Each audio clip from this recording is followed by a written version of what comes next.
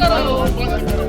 योगी सरकार होश में आओ, होश में आओ, होश में आओ। संविधान की हत्या बंद करो, बंद करो, बंद करो। काला कानून वापस लो, वापस लो, वापस लो। मजदूर विरोधी ये सरकार नहीं चलेगी, नहीं चलेगी, तानाशाही नहीं चलेगी, नहीं चलेगी, नहीं चलेगी, मजदूर विरोधी ये सरकार नहीं चलेगी, नहीं चलेगी। मैं लाल प्रताप यादव ब्लॉक प्रमुख मड़ियाहू जौनपुर से हूँ और मैं इस देश के द्वारा जो पूरे 85% आबादी को गुलाम बनाने के लिए क्या गुलाम बना दिया गया है, उसके लिए हम लोग संघर्ष कर रहे हैं। और लगातार जो श्रमिकों का शोषण हो रहा है, आप खुद सोचिए कि जब कोरोना के 600 मरीज थे तो ट्रेनें बंद कर दी गई थी। आज 60,000 से अधिक तो टेस्टिंग हो चुकी है, हमें लगता है कि लाखों के ऊपर संख्या पहुंच चुकी है। इसके बावजूद ट्रेनों को चालू किया गया है, लेकिन वो भी सिर्फ गिनती के तौर पर रोज़ बताया जाता है कि आज 1200 व्यक्ति जा रहे हैं, जहां प्रतिदिन 15-10 मिनट पर ट्रेनें चलती थीं।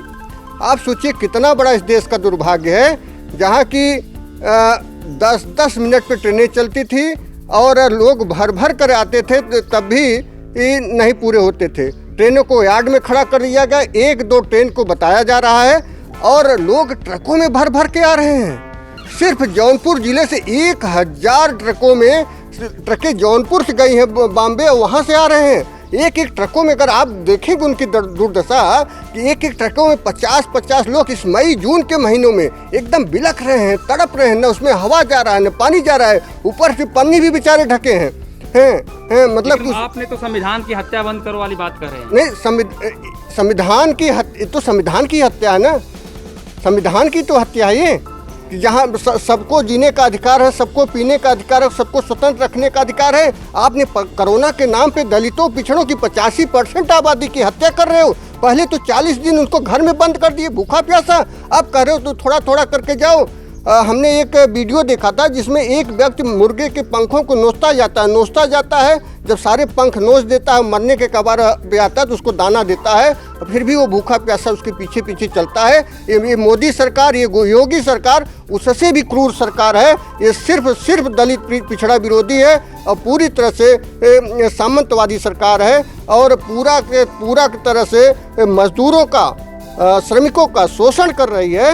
दूसरी तरफ आप सोचिए कि ये दास प्रथा को लागू कर दिया गया। ये कानून था हमारा 100 साल पुराना कानून था, इस कानून को उन्होंने ख़त्म करके कहा कि आप गुलाम को पूरी तरह से पूरा अधिकार है, चाहे इसकी हत्या करो, चाहे इसको पैसा दो न दो, चाहे आपके यहाँ काम करते करते मर जाए, या चाहे जो मतलब जितना खटाओ, कोई व्यवस्था ने पूरी तरह से आप गुलाम बना लो। तो आप भी तो एक मजदूर किसान हैं। बिल्कुल, मैं किसान हूँ। मैं खेतों में मेरे खेत है, मैं काम करता भी हूँ, करवाता भी हूँ। तो फिर कैसे देख रहे हैं इसके जो सरकार ने बनाया कानून को दिया है पास करने के लिए? ये बहुत बड़ा, ये सरकार सिर्फ उच्च वर्गों को, सिर्फ ब्राह्मणवादी सरकार है, मनुवादी सरकार है। सिर्फ दलितों पिछड़ों को, अहिर गडरिया कुन्मी को, चमार धोबी पासी को सिर्फ पूरी तरह से गुलाम बना दिया है और पूरी तरह से गुलाम वाला कानून जो आज के 100 साल पहले थी दास प्रथा, उसको लागू कर दिया है और पूरी तरह से शोषण कर रही है।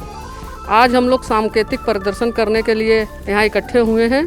जो उत्तर प्रदेश सरकार ने ये काला अध्यादेश लाने का काम किया है संविधान विरोधी, जिसमें मजदूरों का बहुत बड़ा अहित होने वाला है और ये उसी तरह का कानून है। बाबा भीमराव अंबेडकर ने बहुत लड़ाई लड़के 100 साल पहले का ये कानून था और कारखानों को, फैक्ट्रियों को, पूंजीपतियों को पोषित करने वाला ये कानून है कि श्रमिकों को आवाज़ को दबाया जाए और जो मजदूर यूनियन है उनको शून्य बनाया जाए। और ये काला कानून है और मजदूर विरोधी कानून है। ये सामंतवाद की इसमें बू आती है, मनुवाद की बू आती है। कुछ लोगों के लिए कानून लाया गया है, जैसे कि आज आप देख रहे हैं लॉकडाउन की स्थिति में पूरे भारत में मजदूर कैसे कैसे चल रहे हैं। हवाई चप्पल पहन के, बोतल की चप्पल बना के प्रधानमंत्री जी कहते थे कि मैं चाहता हूं कि हवाई चप्पल पहनकर चलने वाला हवाई जहाज में चले, लेकिन आज क्या हो रहा है? आज पानी की बोतल के टुकड़े का चप्पल बनाकर चल रहे हैं। इसी स्थिति में आरएसएस, जो इस देश की सबसे बड़ी स्वयंसेवी संगठन अपने आप को कहती है, लेकिन प्रधानमंत्री मोदी जी और यूपी के मुख्यमंत्री योगी जी मात्र भागवत जो आरएसएस के प्रमुख हैं मोहन भागवत उनकी कठपुतली है और जो आरएसएस कहता वही करते। आज देखिए उत्तर प्रदेश में क्या हो रहा है, उसी कड़ी में माटी कला बोर्ड, क्योंकि माटी कला बोर्ड इसलिए बनाया गया, कुम्हार जो है मिट्टी का बर्तन बनाए, कुल्हड़ बनाए और उसी काम को करे, जैसे कि मनुस्मृति में लिखा हुआ है। नाई कला बोर्ड अभी ये शुरुआत है, फिर कल वो बनाएंगे यादव कला बोर्ड कि सिर्फ दूध बेचो, फिर वो बनाएंगे कोयरी कला बोर्ड, कुर्मी कला बोर्ड कि तुम खेती किसानी करो। इसी तरह से जितनी जातियां हैं, लोहार कला बोर्ड कि तुम जो है कि लोहा पीटो, इसी काम को करेंगे। और 85% के लोगों को मोदी योगी सरकार भीख मांगते हुए, रिरकते हुए, सिसकते हुए, रोते हुए देखना चाहती है। और ये 15% ठाकुर और ब्राह्मणों की सरकार है। ये सरकार दलित पिछड़ा भारत की बड़ी आबादी शूद्र विरोधी सरकार है।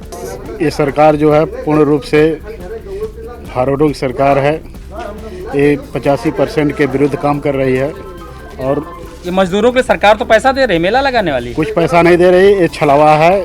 500 रुपये दे करके लाइन में खड़ी कर दे रही है। 500 रुपये के लालच में लोग 5000 की दवा कर रहे हैं। सुबह से लाइन में लगे हैं और किसी को नंबर आ रहा है, पता लगा कि नंबर आते आते बैंक में पैसा खत्म हो गया।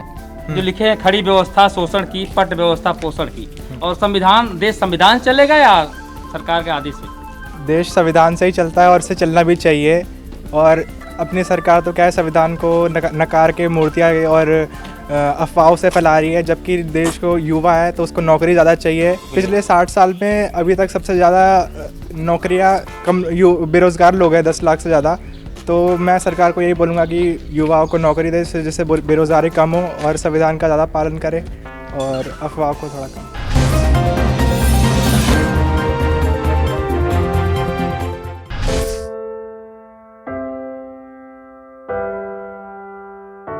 हमारे घरों में भी बच्चे होते हैं जो हमसे प्यार दुलार की आस करते हैं। हमारा भी जीवन साथी है जिसको हमारे ड्यूटी से घर आने का इंतजार होता है।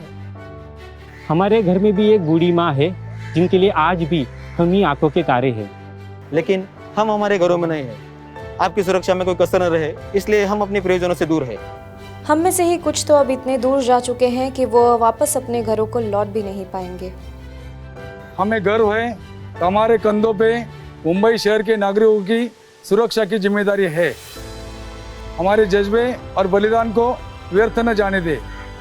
इस संकट के समय में आप घर पे रहे, सुरक्षित रहे।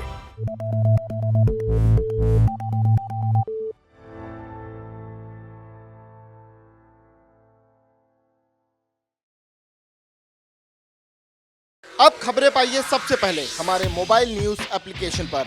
एंड्रॉइड या iOS प्लेटफॉर्म पर जाइए, HW न्यूज नेटवर्क को सर्च कीजिए, डाउनलोड कीजिए और अपनी सुविधानुसार भाषा का चयन कीजिए।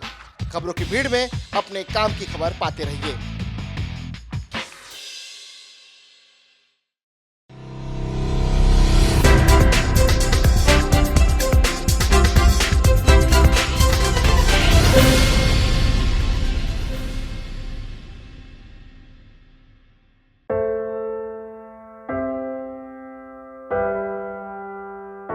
हमारे घरों में भी बच्चे होते हैं जो हमसे प्यार दुलार की आस करते हैं।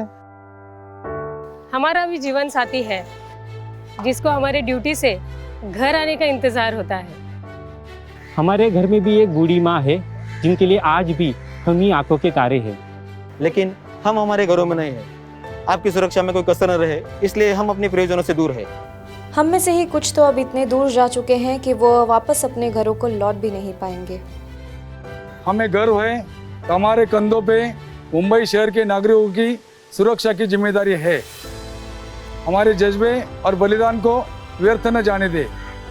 इस संकट के समय में आप घर पे रहे, सुरक्षित रहे।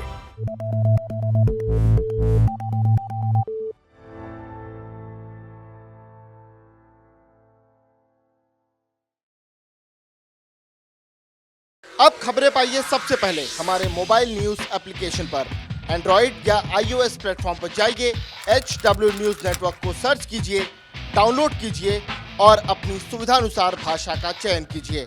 खबरों की भीड़ में अपने काम की खबर पाते रहिए।